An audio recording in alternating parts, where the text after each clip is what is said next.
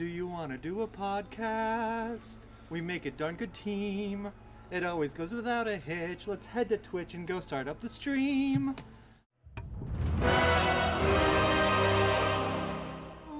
Do you want to do a podcast? It's the Nerd Glasses Podcast. Let's start now. Hi everyone and welcome to the Nerd Glasses Podcast. Come? All right, I'll do my own bits myself. Oh wait, no silence. We're doing it. Get off the road.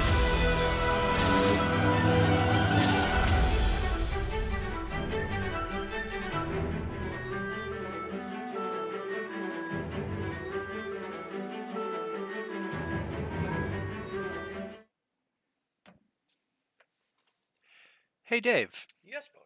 Put your headset on. Yeah, in a minute. Okay. Hey, Dave.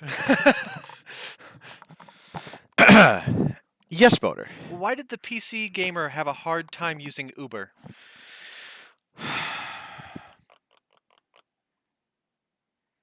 Wasn't compatible with PC? So close. Too many incompatible drivers. Ah.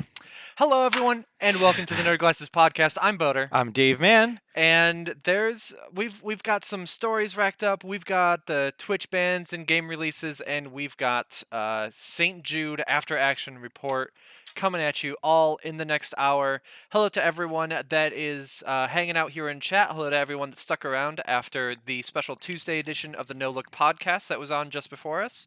Happy having them hanging out there, and now happy to come to you now in this first day of June, right here from the Insane Games TV studio.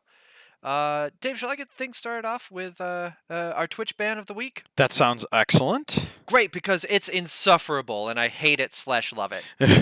Banned from Twitch this week is Aiden Ross, who was once an NBA 2K content creator. Now he's known for GTA role-playing, GTA RP servers and such like that. He was banned for, according to Dextero, quote, producing a controversial piece of RP which involved 2 kneeling female characters. Okay. So it's if it's done in game, congratulations, you have just live streamed machinima porn. Good job. And that is still against Twitch's terms of service. Instead, so naturally, this is the kind of gentleman that took it in stride and said, "Well, bully, I guess I'll do better next time." Right? Wrong. He blamed it on the hot tub meta. Oh, good. I kind of don't want to do the exact quote, but okay. You can be 75% naked, blank and blank out, purposely flaunting, but can't roleplay some blank in a GTA pixelated video game. Blank is weird, laughing with tears emoji. I can't produce virtual porn, but women get to, be comfortable and not have to cover up just because male gaze.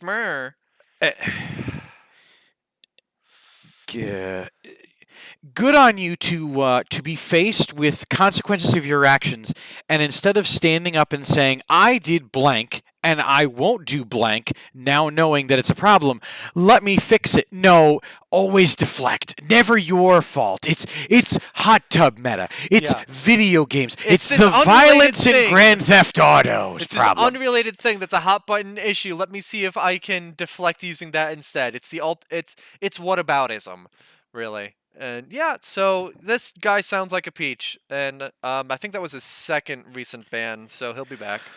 Womp womp. Can't wait for the next one, because clearly not someone who has learned a lesson. Twitch, just so you know, even though you wear a tool belt around everywhere, you can take some of the tools off the belt and throw them away. They're not very good. Oh, I like that metaphor. It's an old one we used to do in the various industries I've worked in, which is like, you can throw tools away if they don't work anymore. I like it. Oh, for Pete's Dragon. I'm trying to find one of the emails that Twitch sends me, and every time I get an email from Twitch, like a concerned X, I always like wah, and I go through it. I don't know. Is it okay for my mental health if I read this right now? I mean, I should stay informed, but I know I'm going to be in a worse place when I'm done with it. And I don't know. Yeah. Was it about DMCA? Yes. I got that email too. Basically, they. Oh yeah, I want to talk about it in a minute, but I wanted later. to actually pull up the verbatim email because for a company that's on the larger size, super good of them to. An important update. Okay, so then I have that email, Okay, but you got it. I did not want to. What's going on, Torsten? Demon Dragon with and Nancy Claus. Hot Tub Meta is nearly as easy to blame as Steve is. Exactly. You do it. There's 2 games coming out in the next 7 days that caught my attention, and not just because one of them's a PlayStation exclusive, and but as of today, you can play Virtual Fighter 5 Ultimate Showdown. Now, Virtual Fighter 5 is a game that was originally released in 2006, and then again in 2010. Okay.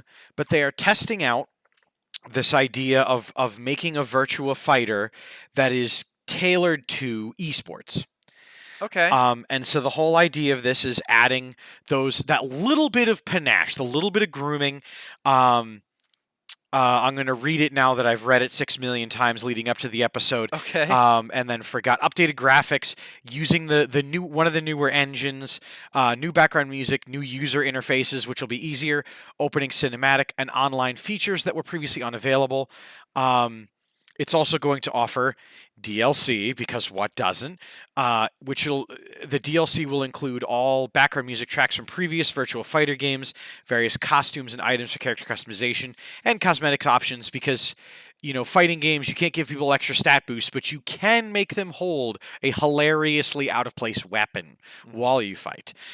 So basically, instead of releasing a new Virtua Fighter game, they're just taking the Grand Theft Auto 5 or Skyrim approach and just re-releasing the same one. That it ain't broke, don't fix it. Just do maybe a slight touch-up, a slight remaster along the way. But yes, why bother making a whole new game when we can just keep putting lipstick on a pig? It looks like, but this pig has actually won some prizes. Yes, that's the difference. Okay, fair. Not the best metaphor. However, playbook. You're not wrong. What happened here was they still are making arcade cabinets and things, being this is a Sega thing, so they're trying to do for both of those markets instead of just for one. Okay. And so instead of burning the thing down and bringing it back up and then having to redo a whole new arcade cabinet, and this just a matter of coding updates and obviously the people having to buy a whole new arcade cabinet. Yeah. If you're a fan of Virtua Fighter, this is the fighting game for you. It's going to have all the polish, all the classic characters, and some new exclusive ones. If you haven't played Virtua Fighter, I recommend it. It was one of the first fighting games I ever played. Wasn't good at it. Stuck with Tekken once I got into that one. Tekken and Soul Calibur were my two. How about you? Did you ever have any fighting games that were... I mean, I would never say that I was good at any fighting games, but I played a fair amount of Soul Calibur 2 when I got that, and Blaze Blue Calamity Trigger. I got when that came out. Nice. And I'm sure if I brought that to Mike and I was like, hey, I've sunk 10 hours into this total, he would wipe the floor with me by halfway through the first match. I can actually tell you that he would, but with BlazBlue and a couple other titles, because I formerly was an Insane Games WWE champion, and then it got wrapped then into the they Fighting combined Games the belt. belts, and I got a fair shake. Mike was the Fighting Games champion, I was W champion, and we fought, and by that I mean I laid on the ground while Mike pummeled me, and I went, I give up, I'm mercy! I did beat him in WWE, though. Well, good. So, I find it amusing that despite the use of WWE-style belts for all the championships, WWE is not its own category anymore. Doesn't need to be. They don't. Also, WWE, make a better fucking game, then we'll make another belt for you. True. But until then, yuck. Got a couple of Mortal Kombat fans in chat. Any Klaus Prime, always MK for me. Demon Dragon back in the day. I was super into MK. So What's going on? I love Hello Kitty. The other game that's coming out caught my attention just because I think. can I also Yeah, you say Virtua Fighter Ultimate Showdown? Oh, Godzilla was hopping around. And sorry, now it's stuck in all your heads too. exactly. No, that's how I felt. The other one that's coming out, we talked about this actually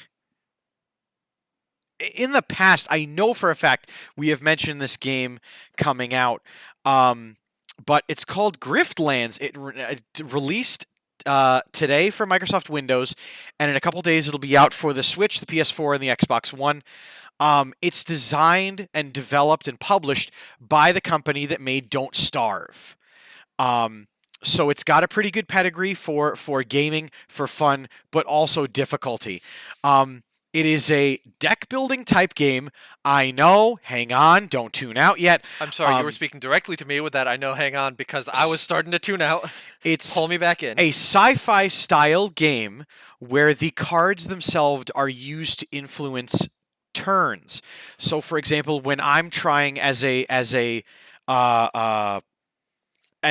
player character trying to influence the local storekeep to give me information I need, you can use cards that you have to influence the conversations to unlock more things. I am extremely reminded of the visuals for the Mass Effect conversations because it's literally a circle that has your cards laid out, and then it tells you what the cards do in effect to the conversation, That was including cheating. Saying Mass Effect to draw me back in, that was cheating. including some cards that will in fact just stop the conversation entirely, just like punching out that reporter in Mass Effect. But I was watching people stream this. Certainly not while I wasn't working or anything. But I'm going to be looking it up. Griftlands. I will probably give it a shot at some point. But those are the next two games. Ironically enough, they came out today. The next 7 days worth of games, there's a couple. It's a lot of remasters. It's a lot of catch-ups between systems, Switches, and Xbox Ones, things like that. But to each your own, and anything you're looking forward to in the future, let us know. I'll look it up, and I'll definitely give you a rundown. And if you guys want reviews out of us in the future, something we don't typically do, but Nerd Glasses is always evolving, changing, and we're trying to tailor our content to what you would like. But Necromunda Hired Gun came out as well, and if you want to see someone playing Necromunda that actually has an understanding of Necromunda, except for it's 40K and wee out of me, Anticlaus Prime on Twitch, check it out. He streamed it today. Dave, can I point out with Griftlands is that you say it's out on PC today. It is currently 20% off, and there's a demo available, so you can try it out before you buy it. Remember when that was commonplace? Yeah, do remember that. Like, and especially when the games were not necessarily, when every game was $49.99. Every single game, that was the base cost of games, and they came with a demo so that you knew what you were getting instead of having to do some games are 70, some games are 60, some games are 50, some games are 40, some games are 30. If it's $30, I'm just gonna buy it. It's not a Griftlands is 20 normally, 20% off currently, so it's 16. I'm going to definitely give that demo a download and then probably play it. My God, it's Tuesday. This Thursday. feels really weird coming to the studio on my first work day of the week. But that's the games for the next 7 days. Boater, anything catch your eye in the last week of gaming or news or curiosities? I will say not necessarily to go to reviews, but I did get around to a couple games that have been on my Steam wishlist for a while, including The Pedestrian.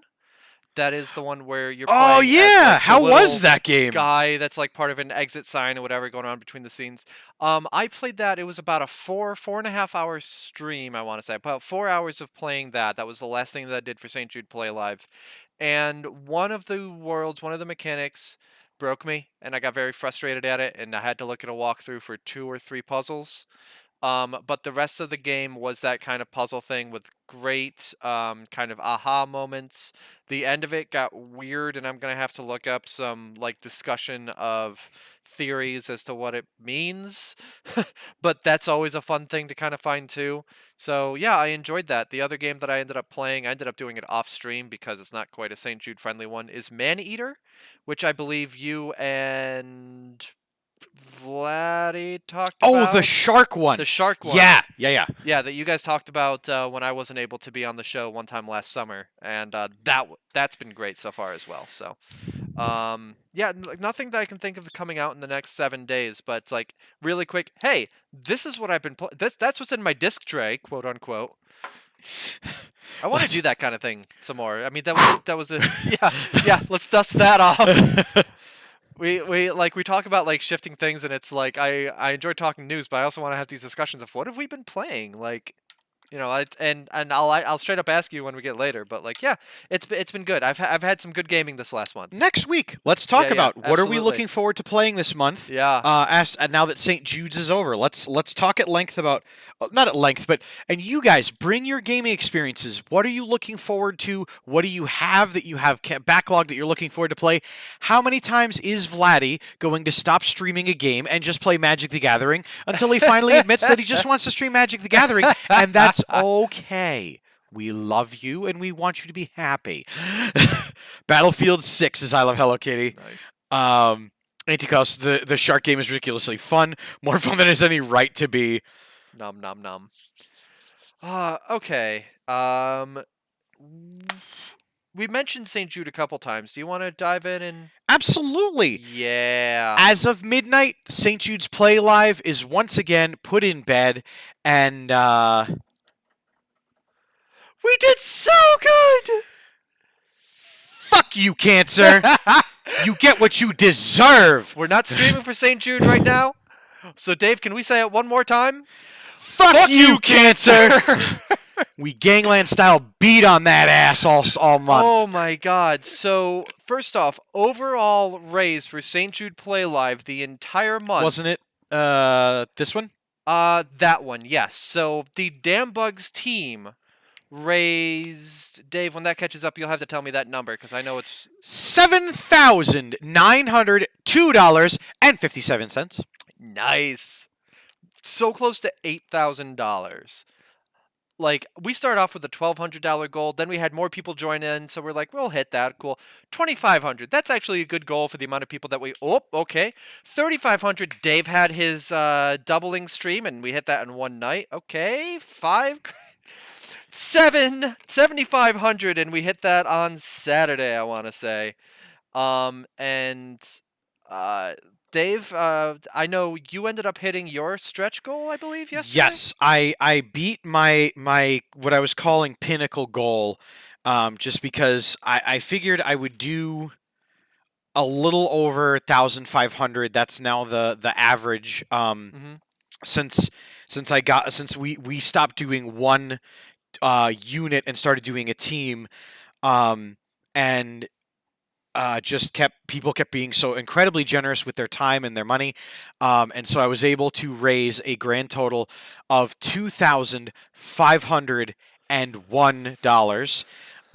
So not just meeting the goal, but beating the goal. Beat the goal of 2,500, and there was already some folks. I Love Hello Kitty has correctly pointed out that I thought this goal wasn't going to be happening, and so I put some things out there that I'm greatly looking forward to coming to roost. But coming to a local stream near you is a stream where I play the entirety of the Shrek film in Beat Saber. Reading of the B-movie script, where I read it as if I'm Jerry Seinfeld presenting it. This is a great movie. It's going to be fun. I'm also going to be under the guidance, protections, and reffing of I Love Hello Kitty. I'm going to be going to a paintball speedball course and running as fast as I can from one end and to the other, while some of the donors and members of the paintball community there have at while I do. And I am not only not regretting that, I am so looking forward to it because every single one of the welts that I will earn that day is going to be a reminder that I took it to Cancer and I took it real bad to him. OMG, that Shrek playthrough is going to be hard. I tried that once. I failed out of the movie about halfway through. Oh, we're gonna set it to no fail. Yeah, I realized maybe about 20 minutes in that I should have done that. Just because I figured if I put it on easy, there's guaranteed no way to fail it. If I put it on the difficulty up during the music or during one of the action scenes when there's 12 characters all talking and things are going on and the game has to start putting up things that I wouldn't normally run into, I thought that's going to be a problem. So Yep. paintballers love our welts. They're earned and they're Yep. well deserved, and I greatly appreciate I Love Hello Kitty, your community's help in getting me over that last $500 hump in their help. So yeah. So for me this year, so you mentioned when we streamed together as a unit, that was back in 2018, and we raised $1,200 that time. Since then, when we split and we were working on our own donation bars, I would hit about 600 each time. This year I beat that 1,200 mark. That is the most, like, it was always, yes, I've raised 1,200, but it was with someone else. How much did I? Also, that was the 500 from Scott Cawthon year. That was now All- I don't have to qualify. all- I and my viewers and my community raised $1,252.19 on mine. And again, it's not just me, it's not just Dave. We had a ton of great team members all working with their communities. I know that Jen had her guild that was doing a lot of contributing. She hit a lot of milestones that she didn't expect to hit. Some of our people that were new and were just streaming for the first time, some of them blew through their goals. It was really a great time, and as a whole, St. Jude Play Live, Dave, you had the exact number at one point. The exact number raised for the Play Live season for St. Jude's is, and of course they changed the logo. There it is. Was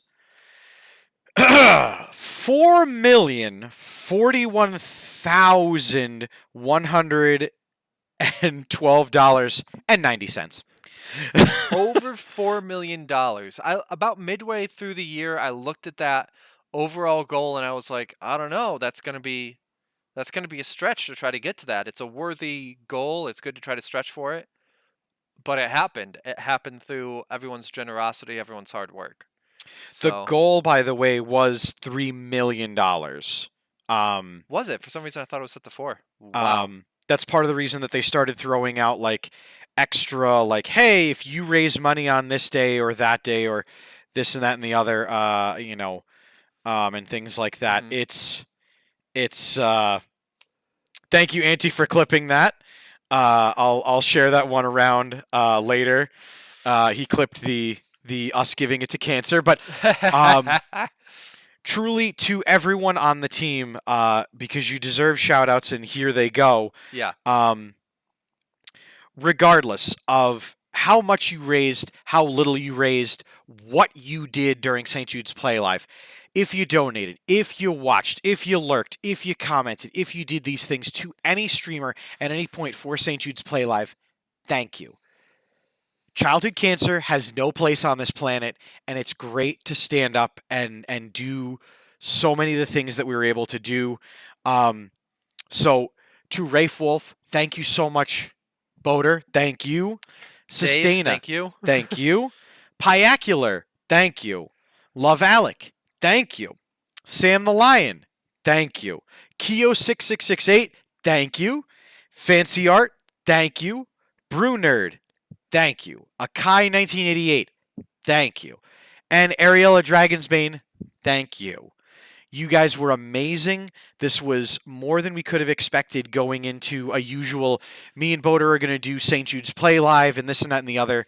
The fact that we almost made $8,000 and the fact that we were able to do so much and such a diverse net of different programs, so many different people, so many different personalities, so many different angles and approaches to all these different things was incredible to get to do as a team and as individuals, everyone.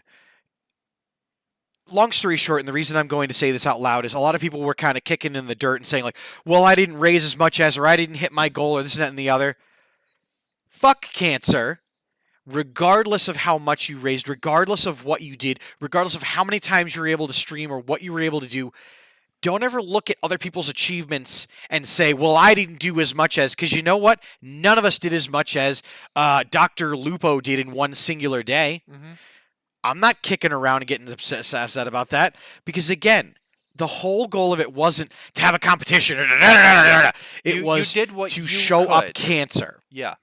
You did what you were able to do. We don't expect people to, burn themselves out. Yeah, like I'm taking maybe a week off from, streaming whatever I say as I'm on a stream right now. Um but like we don't expect people to burn themselves out. We don't expect people to ignore life, work, obligations, or whatever. If you could only stream once, great. If you raise $20, that's a couple sets of new toys for playrooms. Like it might not fund massive That's experimental $20 more dollars research. than they would have had if you did. That's quality of life for the patients, which sure we can talk about like the disease fighting whatever, but because it is such a whole experience, that's important too, that the patients are able to just like have a place to go and chill and be kids, to have that childhood. You raise a few bucks and you're helping that. It is nothing is less important than anything else what happened this season. Thank you to everybody who took a part in it. Thank you to people um Thank you to Guildhouse Games for sponsoring my Citadel stream last Nice. week, which went really well. good. To oh my god. And now I'm forgetting her gamer tag. But to More Like Rigor Mortis for donating here to the team. Yep. Thank you. And to everybody, this was another amazing year. And you never know what's around the corner. You never know what we're going to be doing next. And there's so many folks I know that are interested in doing more and looking forward to what next year can bring and learning from what was successful, what could be done differently, and things like that. I made some new friends this year. We've got our Discord server that we use to organize the team together, and I think that we can use that to chat in the off season and really hit the ground running this year. Like we did some good organizing this year, but the Discord thing was kind of a last minute addition when we Yeah. had a bunch of new team members coming in. Using that, I don't know if we'll hold on to all the team members, if they'll go on to do even bigger and greater things. But I made some new friends this year, and that was great too. I did some good trolling in Raft on Sunday. That was good times. Sorry, Sam the Lion, about breaking your hammock. So, yes, thank you to everyone with St. Jude. And I'm already looking forward to next year. Speaking of millions raised, stop me if you've heard this one before, about tossing a coin to your Witcher, oh Valley of Plenty. Not overhand pitch it at them, okay? Jeez! The Witcher IP had posted a crowdfund goal for a Witcher IP board game, and it was crowdfunded in less than a day. In 19 minutes, it raised, it raised $500,000 in an hour. Chill with that, people. Jeez. See, I don't like it when bigger companies use Kickstarter and such to fund their next projects. Because, like, CD Projekt Red has the money to just make it. Like, if you consider it a zero-sum game, only so much money to go around and crowdfunding, whatever, I would rather it go to small creators who are struggling to get things done. And yeah, it is a investment that may not return because sometimes things don't go all the way through. But then you have companies like CG Projekt Red that, I mean, I know I know Cyberpunk bombed on you for reviews, but you still have plenty of dough. You can afford to just make the game and then sell it. That said, I mean that's a pre-order for everybody that funded it. I don't know. I don't know. I depending on when you ask me, I have strong feelings on crowdfunding. Just take it easy, okay? When they say toss a coin, they mean toss it. Don't throw it. Toss a coin, don't yeet your wallet. Fry in the classic GIF is shut up and take my money, not yeet. That's a lot of toss coins, says Demon Dragon. Yeah, that's a lot of injuries. If that's, can you imagine, what do you say, $500,000 Yep. in an hour? That's a lot of welts. Paintballers ain't got nothing on all that. Only Only crowdfund if you have the money to potentially lose, and Auntie says that's why I rarely do. Yeah, Fair. I'll crowdfund a project that I believe in, even if I like if it's uncertain to necessarily get funded. If I believe in it personally, there's been a few, yeah, that I ended up doing a YouTube video on one that was sound activated dice, clap and the D6 just kind of jitter and roll on their own. Yeah. Oh god, that was terrible. I think I spent like 40, 50 something dollars on it, and they came out like garbage when they finally arrived 3 years later. Oh. But when they finally arrived, I was so long separated from that investment of $45, whatever. I wasn't like, $45 got this. It was the $45 was out of the equation, and wow, look, I got some shitty dice in the mail. Let me make an unboxing video and be really disappointed. My first and only thing I have kickstarted. Excuse me. Yeah, I kickstarted the first thing I kickstarted, and only one of two things I have ever kickstarted was Steve Jackson Games, another larger sized company, but I really liked the idea of random fun generator, and I look greatly forward to streaming. It's where you need between 4 and 10 standard D6 games, Okay. and it's just a book of D6 games, Nice. and then a metric ton of dice. I have that. The only other thing that I've ever crowdfunded was Guildhouse Games' second run of decks for Varia, and I'm looking greatly forward to playing in those and continuing to use those as have. The ones that I've tried so far are good. Yeah, Geek for All and I got into them pretty deep one Nice. day. But, just be careful. Yep. Kickstarter's not a guarantee, but if you do, to not to counter Boda's point, but if you do fund to larger size companies, you are almost guaranteed that you're going to get the product, not necessarily as advertised, but a product, as opposed to when you pick the smaller ones that may not get the backing and then you eat that money. Yep. But well, I mean, if they don't get backed, then the money doesn't go out. But it's the ones that I backed one. I actually helped with the production of one called Post Replica that was going to be a massively multiplayer online tabletop board game. Yeah. And they ended up not getting the servers and everything working right. Ultimately, when they called it quits, they were like, here's the rule book and all of the offline stuff that we have made here. So what I didn't get necessarily the full amount, the full game, but they still, were like, they were funded, but then they ended up being unable to complete it. So they were like, this is what we've got. And that is a risk that you take, but it was such a cool project and from a small indie creator. So anyway. Speaking of you can't always get what you want, but you try sometimes, and Borderlands 3 is not going to be coming to the PlayStation for their crossplay that they are doing. This is another one of those things that's shaken out of the Apple versus Epic case. Yeah, because we heard a few weeks ago that Sony requires a certain payout for enabling crossplay. Mm-hmm. And did Gearbox just decide, nah? Yep. Randy Pitchford tweeted a couple days ago, good news or bad news first? Good news. An update for Borderlands 3 is prepared for release that includes full crossplay support across all platforms. Bad news. First certification, we have been required by the publisher to remove crossplay support for PlayStation consoles. Now, I noticed that they didn't say for certification, we have been required by Sony to remove crossplay support for the PlayStation consoles. So They so I said the publisher. apologize. It's not Gearbox that said nah. It was 2K that said nah. It's they're not explaining exact how I hate that man, pathetic dude. Exactly. But it'll be really interesting to see how this shakes out. For those of you that have played Borderlands 3, you have already played Borderlands 3, and for those of you that haven't, Borderlands is a fun franchise, and now you will be able to, except for Sony console owners, be able to play it online with other folks. You win Interesting some, you move. lose some. As PlayStation owners, there was that exclusive that you mentioned came out today, and then there's this. So ups and downs. Always ups and downs with things.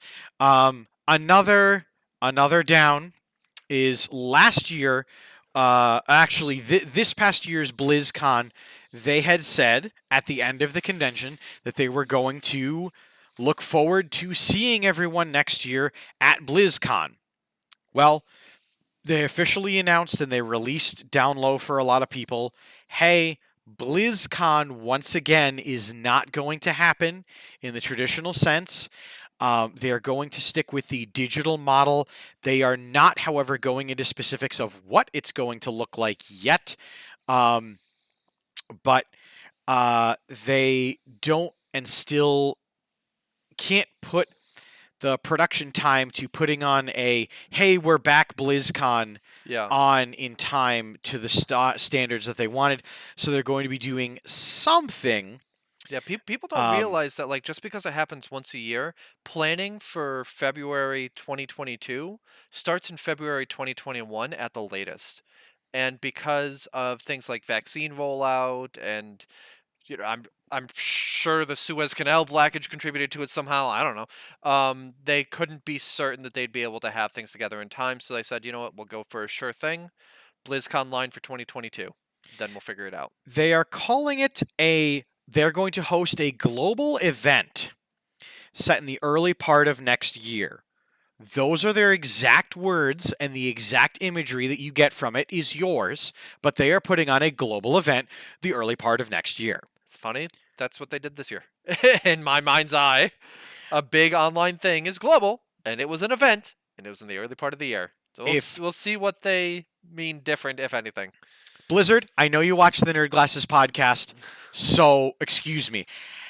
Activision Blizzard, I know you watch this podcast, so just Blizzard. let me say, please put all of those voice cast back in a room and don't give them a script and just give them an hour again. That was some of the best stuff. They did veer into some uncomfortable topics, but they also then managed to veer back out of them. It was amazing, and you should do that again. More, please.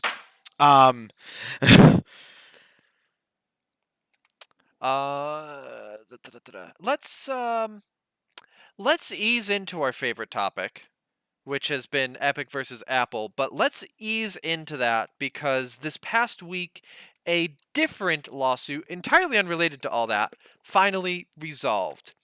Back in 2019, Nintendo filed suit against ROM Universe, which was hosting ROMs on the website, which, for those of you that don't know, it's basically a digital copy of an old Nintendo game.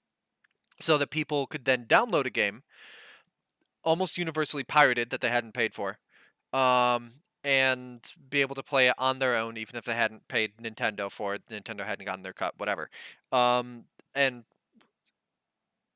archiving games and making sure that games are playable even as the consoles, whatever, is part of this discussion, but we'll get to that. The owner of ROM Universe had decided to try to win in court rather than going to a settlement or whatever, and he did not hire a lawyer. So, Bold choice there, Cotton. yeah, so not only were they hosting ROMs on the site, but they were also selling premium access to the site's content at about $30 per premium pass just to get faster access to content and whatever like that. It's estimated that ROM Universe made between $30,000 and $36,000, which is a really broad range, and I don't quite know how you just okay. You don't know. Good accounting there, and you decided to go to court on your own, you fool. The judge ended up awarding Nintendo $35,000 for each of the ROMs that were found on the site, which was 49, plus $400,000 for, quote, statutory trademark damages. Um, that comes to $2,115,000 that this guy had to pay out. Don't do stupid stuff like that. Like, archiving games and being able to play old games is a worthy pursuit. If you have a site where these games are available for free, that's one thing. But You're still opening yourself up for a Yeah. big old fat it's takedown generally by accepted. doing that It's too. generally accepted that, like, if you download a game from there, it's a lot harder to go after you. If you own a game, you can play it in any format, is more or less the theory. Like, if you own a game on NES, you can rip that game to a ROM and play it in an emulator. But by hosting it, you make it available for people that don't own the game to get it. And of course, by selling premium content, you are making money off of Nintendo stuff. So, don't be stupid. That whole idea, Demon Dragon, by the way, is also it's a very bad tactic. But you can certainly sandbag a legal team when you are both defendant and Yeah, at one point he was like, "No, like I'm not going to need to, I didn't upload any ROMs to there," was part of his defense. At one point, Nintendo brought forth a signed affidavit that he said that he had uploaded some ROMs to the thing. Also, nuh-uh is not a very good legal defense. Just as a heads up. He would have known that if he'd hired a lawyer. Thought he could save money on a lawyer. Yeah, apparently. If Nintendo would just not sit on their old games like a dragon on a pile of gold. No, like I totally agree. Companies aren't doing enough to make their old games readily available. In fact, EA is taking down a bunch of old Need for Speed games because they don't want to maintain the servers for them anymore, and possibly licensing issues as well. But they're saying it's because nobody plays these games, so we won't keep the servers up. So Yeah, but these games are also single player. They should still be available on Origin. those games They're specifically that are going off of Origin are come to your local game store and get a physical copy of these games because Mhm. now even EA's own distribution model digitally doesn't have them. Need for Speed Carbon, Need for Speed Undercover, Need for Speed Shift, Need for Speed Shift 2, and Need for Speed The Run. Not necessarily the ones that Most of everybody those are pretty remembers. bad Everyone games. talks about Carbon's pretty good and Undercover's Oh fun. yeah, okay, yeah. That's true. But And actually, I was frustrated because on Sunday I was trying to find a racing game to play for St. Jude, and I was like, "Oh, I'll play Need for Speed Most Wanted 2005." yeah, It's not backwards compatible. It's not digitally available anywhere. And I didn't feel like hooking up my 360. It is a PC game. I could buy a PC copy on Amazon for like $20. I don't know if it's that good. It's pretty good. But it's frustrating that older games, it's hard. And this is as someone who like PC games for a long time. Like I enjoyed playing Age of Empires Definitive a whole bunch last week, but like if you want to play the original Age of Empires Rise of Rome with slightly different tweaked settings, whatever, it's harder to do. Like I mentioned, hooking up my 360, my 360's disk drive is slightly failing, and when it goes, I'm not going to be able to play a lot of the games that aren't backwards compatible. Archiving of games is an important thing, but there are proper ways to do it, and there are ways that are definitely don't do it. I'll substantiate this rumor just for funsies. Two vicious rumors. There is word going around that the reason Need for Speed Underground and Underground 2 are not anywhere, partially licensing things, but then also partially because that's one of the games that they're remastering. And if they did that, but the other vicious rumor that, other than my uncle works for Nintendo, is that Nintendo has a whole mess of cash reserves that they have put underneath their corporate building. So they literally are sitting on it like Smaug on top of those gold coins. And I really like that image of like 50 years ago at this point, a Nintendo executive going, "We have all this money, put that in the vault damn it! Like, one day we're going to release a console called the Wii U, and it's going to go real bad, and we're not going out of business because of it. But, sir, wouldn't a bank be a better idea? Get some interest on it? I'm not interested in your opinion! I have no interest in your thoughts there, sir. Speaking of gaining interest, while all this Epic versus Apple stuff was going on, and literally right under everybody's noses, some legal wrangling happened, and nobody heard about it until this fell in my lap because a lawyer friend of mine, not the one you're thinking of, messaged me. He was like, "Hey, did you hear about this?" He's like, "You might be able to get some money out of this." And I was like, "Oh, it's the Epic Games settlement.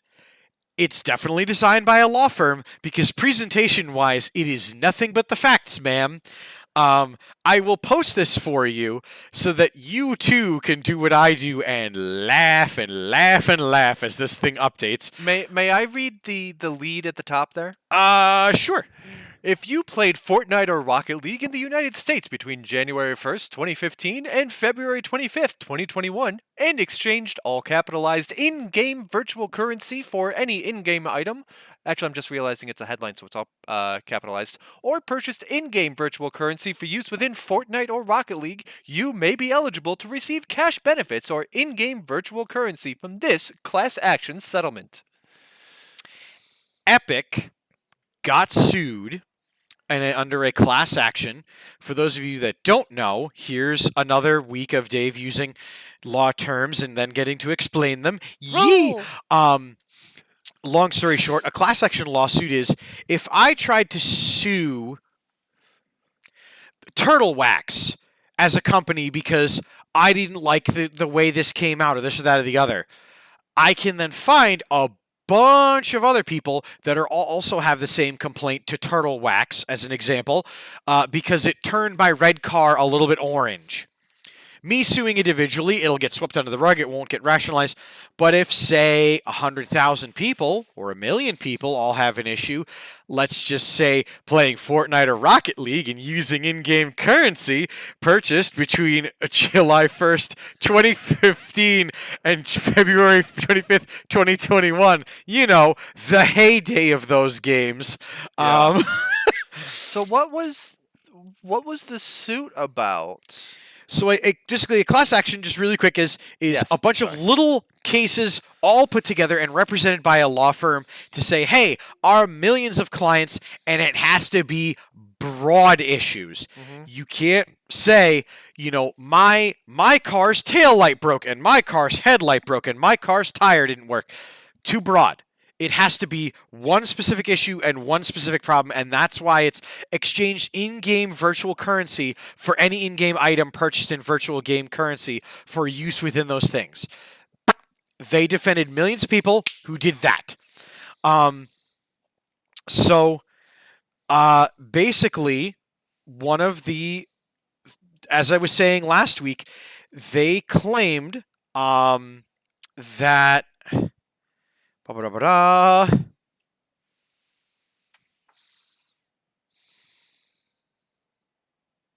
Excuse us, so I look through the exact passage. I want to find out. Legal speak. Yeah. I'm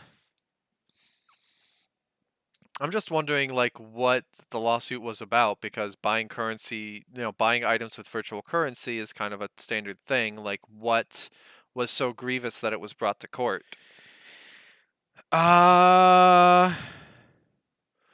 Or does it not particularly say there that's just the page for the settlement? It's just they sued for people who bought a random item loot box either in-game before Epic Games discontinued random loot boxes. Oh, they may have been misrepresenting the chances for getting certain things. Yep, I think that's what they did. But basically, they settled out of court. So it's not an admission of wrongdoing. It's just a matter of it's hush money. It's hush money, and the same matter of it'll cost them way less just to say we're going to give you $26.5 million. Make this go away. Yep. We're not wrong in it, but go away. So our budgetary concern is it would cost more than this to properly defend ourselves. So it's just a budget item. Here you go. And then the way that it works with a class action lawsuit, even if you weren't part of the first group that was like, oh, well, we're aware of this, we need to whatever. If you can prove that you belong to that class, I don't know if you need to like show a purchase receipt on Steam or PlayStation Network or whatever for the currency bought or anything. But if you can prove that, then boom, you're part of the class. And at the end of whatever application, they take that 26.7 or whatever and split it up for everybody that signed up on the thing. So they are guaranteeing. You can, it's basically underneath in the chart, it says you can submit a claim for, if you qualify, you do nothing. You exclude yourself if the object is, and then some people are going to be asked to attend the hearing if they are some of the people that bought like over a couple $1,000s in loot boxes and things. But for example, for those of you watching out there, if you acquired a random item loot llama or an random item crate loot box, the contents of which were not known before opening, you will be automatically receiving 1,000 Fortnite V-Bucks or 1,000 Rocket League credits. However, you receive no cash payments and no additional V-Bucks or credits under the settlement. You will give up your rights to sue Epic Games about the issues in the case.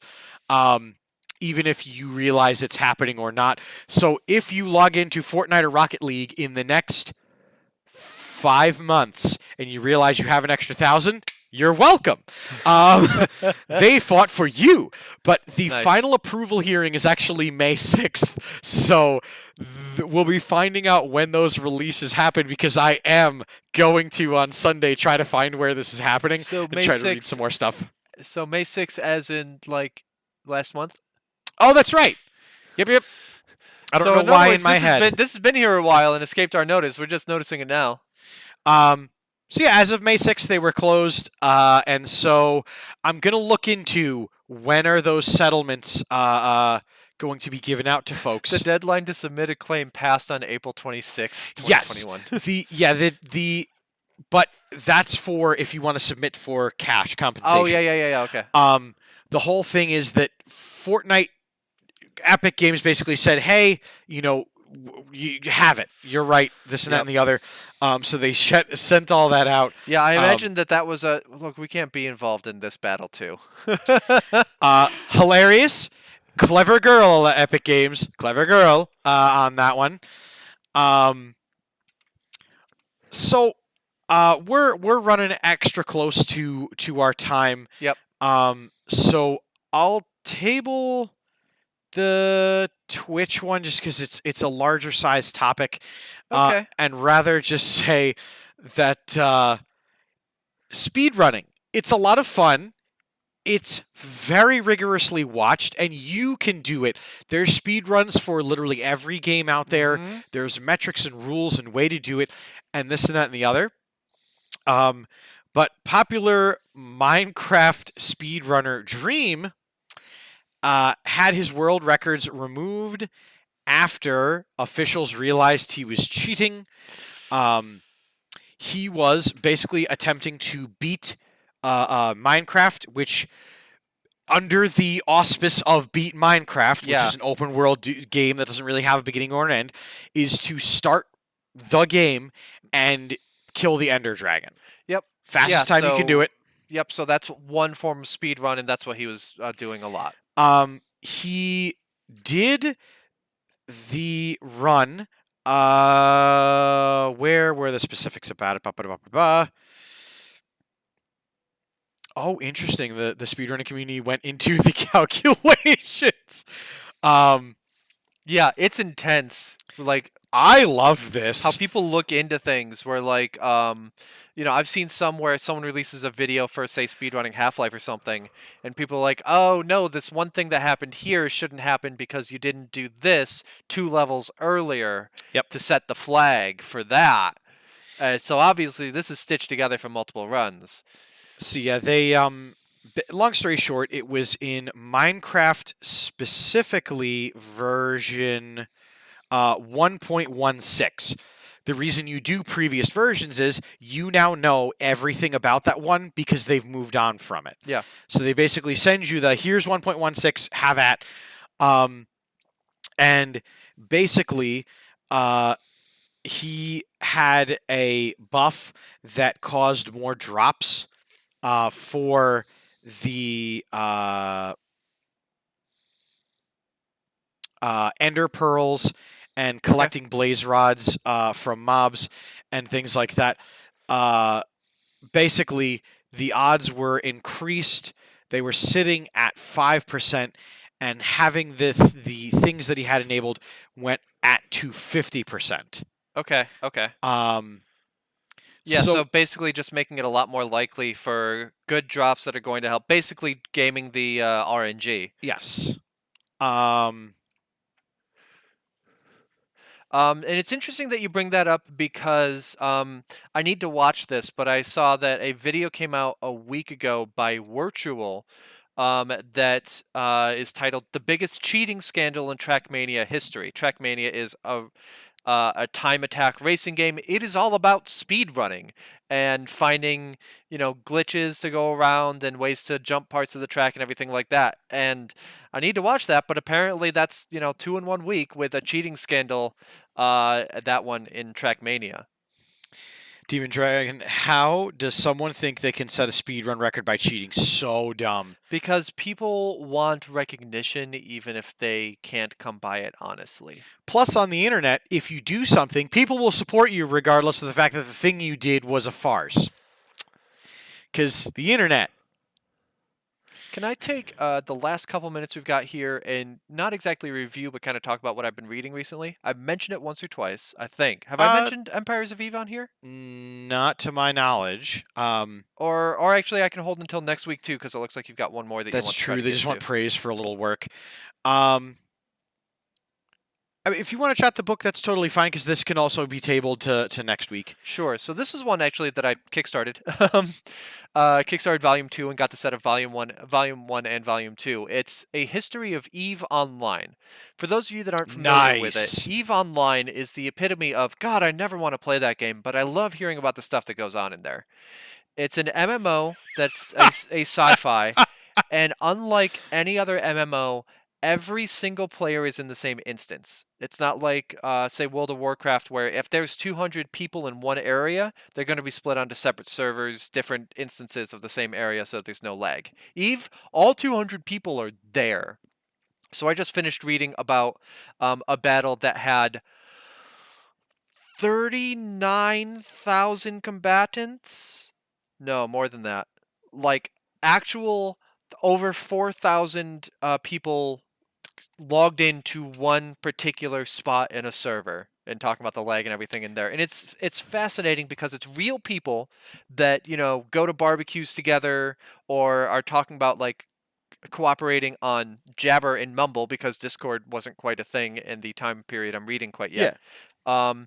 And how real life intersects because one of them was working for the Secretary of State in a particular embassy in Benghazi um, in 2012. So interesting how real life intersects with it, but it's also set in like a fictional universe because we're hearing about these real life people, but talking about like warp fields and building a Titan for 4 billion ISK and stuff like that. It's really fascinating as a mixture between fiction and nonfiction because it is all nonfictional stuff that is happening, but it's in a fictional universe. It's really cool to read. That sums it up pretty well. And I'm playing Elite. Yeah, I used to play Elite. Anti, you pointed out to me the newest expansion there. But yeah, it's interesting when like how the developers interact with the player base. It is by Andrew Groen, I want to say Groen. And it's a two-parter right now. Each one covers 5 or 6 years of time from the release of 2003 up to 2009, and then 2009 to 2014. I really enjoy reading it. They're gorgeous books. They're printed in full color. There's some great in-game photography that illustrates stuff. It's just absolutely stunning. So that is Empires of Eve. Highly recommended if that sounds at all interesting to you. Is it something that someone who has never played EVE Online can pick up and read, I or have is it a never lot of played in? EVE Online. I kind of want to after reading this, which is going to be a mistake. But I never have. The guy does a great job of explaining things as he goes through. So like in the end, I'm reading about the dissolution of the Honey Badger Coalition and Test Alliance Please Ignore. But each time that these different things are introduced and like talking about stations coming off of cooldown or whatever, it's explained really simply what they're meaning by certain things. Real life people and real life money is such a boring game. Yeah, it's fascinating when they talk about the damage of, oh yeah, well this cost 1.9 trillion ISK of damage in this particular battle, which translates to about $60,000 because there's an exchange rate where, oh, you spend $15 for a month of service, or you can spend X amount of in-game money to continue service instead. Although buying in-game money with real money, or the other way around, is against the terms of service, but still happens, particularly in Russia. Russian alliances form a very big part of the story of Eve and the way that they've done things. Really dramatic, cool stuff going on. So I recommend reading it. It's a good read. It is, again, I like sci-fi, so I was able to wrap my head around it. But everything is really easily explained if you haven't played Eve before. Um, and it's yeah, I enjoy it. I really recommend reading it. But but watching it or playing it was a snore fest for me, and I'm easily entertained as Anti-Class Prime. Yeah, yeah, reading about it is amazing, and I know that they're actually coming out with the actual retail versions very shortly if they're not already out now. Like the Kickstarter ones went out and I got that, but they're actually being put up on his site either really soon or have already gone up. So that is Empires of Eve Volume 1 and Volume 2 by Andrew Groan. Congratulations to everyone on another successful year of St. Jude's Play Live, and congratulations to you, the viewer, for sticking through another episode of the Nerd Glasses podcast here on Insane Games TV. We look forward to and we invite you to join us on future programs, especially by hitting that follow button down there and ringing that bell so you get notified every time we go live. Border, what's going on next after the Nerd Glasses? Well, I don't feel like manhandling the TV, but trust me when I say that Dragon Age 2 is next up on the Citadel. That demo's been playing the whole time, and we've been doing our darndest to ignore it, and doing a decent job of it. Yeah, it's now that St. Jude is done, I'm able to go back to my regular rotation of games that has some M-rated games in it, playing Dragon Age 2 and going back to Kirkwall Act 3, and we'll see how it goes. I kind of forget where I left off, but that's fine. I can pick it back up, and we'll go ahead. All right. And that does it for the Nerd Glasses this week. We look forward to seeing you on any future programs, things like that. And if you tune into Insane Games TV and other programs, make sure to tell them the Nerd Glasses sent you. Yep, make sure that you're following. And tomorrow we've got the usual Dream Team, Weekend Wednesday, Wetro Wednesday, a bunch of great programming, and OC5 Remix. Absolutely. Yeah. So much great content here on the channel, so make sure you're checking it out. In the meantime, perhaps I'll see you in just a few minutes on the Citadel. I've been Boater. I've been Dave Mann. And we'll see you next week right here on the Nerd Glasses Podcast. Bye, everybody. There we go.